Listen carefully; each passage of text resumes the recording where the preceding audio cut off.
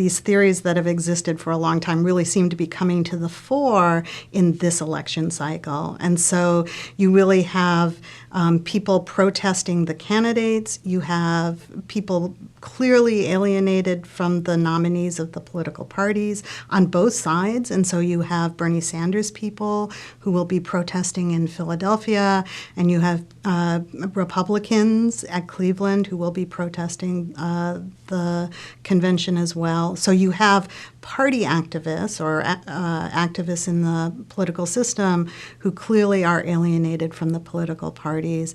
But you also have activists who have been around for a long time who really represent a party who are also likely to be there. One of the most interesting things is just there's going to be a lot of protest on the streets in this election cycle. Our first job is really to identify the protest that's going to be happening those days and where they are likely to be. And then we will distribute teams throughout the cities to those various protests.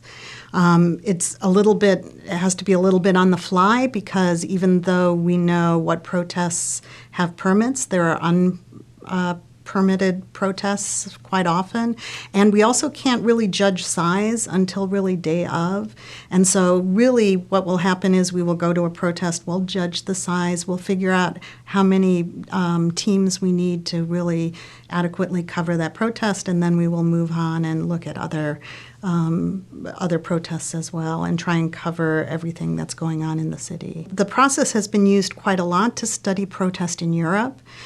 There have been people who have studied conventions before, but they haven't used quite the same methodology. We think we can get some basic demographic data, for example, on the protesters pretty much day of, because the surveyors will be putting the information into their smartphones, goes up to the cloud, and comes out in a nice data set that political scientists like to analyze.